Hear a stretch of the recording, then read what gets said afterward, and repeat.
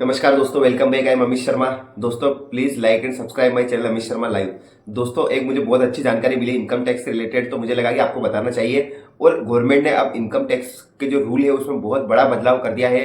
पहले 1961 से जो चला आ रहा था हमारा रूल, 1961 का जो एक्ट था, उसके अकॉर्डिंग क्या है कि गवर्नमेंट जो हमारे जितने भी बैंक अकाउंट है और जो भी जितनी भी सारी ये अकाउंट्स वगैरह है, इन सबको चेक कर सकती थी कि भाई हम कितना पैसा कमा रहे हैं, किस तरह से हमारा पैसा आ रहा है, हम टैक्स चोरी कर रहे हैं या नहीं कर रहे हैं, हम टैक्स भर रहे हैं या नहीं भर रहे हैं। लेकिन अभी जो नया कानून जो निर्मला सीतारमण जी ने पेश किया है, जो गवर्नमेंट नया कानून लेके आई है, उसके अकॉर्डिंग अब गवर्नमेंट ने इनकम टैक्स ऑफिसर्स को पूरी छूट दे दी है। पहले इतनी छूट नहीं थी, अभी गवर्नमेंट ऑफिसर्स को पूरी छूट दे दी है।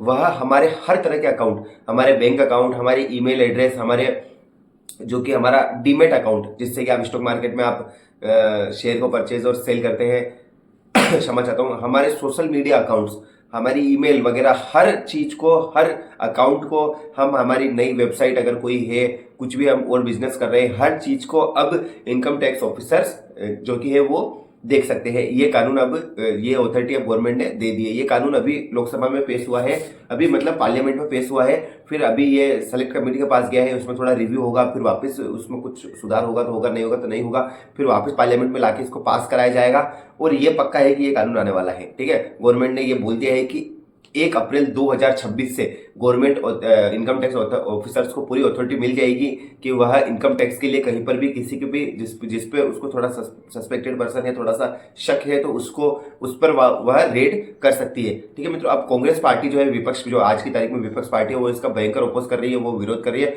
बोले कि ये तो व्यक्ति की जो प्राइवेसी है उसका हनन है। ठीक है, राइट टू प्राइवेसी है, उसका जो प्राइवेसी का जो अधिकार है उसका हनन है, और ये चीज ऐसा नहीं होना चाहिए। लेकिन गवर्नमेंट बोल रही है कि देखो, सरकार जो जनरल कोई भी व्यक्ति है वो पैसे कमा रहा है तो बहुत खुशी की बात है, लेकिन वो पैसे अपने छुपा रहा है और गवर्नमेंट को उसका टैक्स नहीं दे रहा है, तो ये सही नहीं है, तो ये होना चाहिए। और अब देखो, ये कौन कौन कर सकता है, एक फिक्स ऑफिसर्स जो है वो नॉमिनी किए गए हैं, फिक्स ऑफिसर्स है जिनको सेलेक्ट किया गया है, जैसे जॉइंट कमिश्नर हो गए, income tax office, income tax की जो डिपार्टमेंट है उसका जॉइंट कमिश्नर हो गए। ठीक है, असिस्टेंट कमिश्नर हो गए, या फिर क्या बोलते हैं, जो कमिश्नर हो गए हैं या असिस्टेंट कमिश्नर हो गए हैं। केवल इन पर्सन्स को जो अथॉरिटी है कि वो ये सब व्यक्ति के व्यक्तिगत इन जो निजी जो ये सारे social media account, digital account, विशेष तौर से डिजिटल अकाउंट जितने भी है, उन सबको एक्सेस कर पाएगी।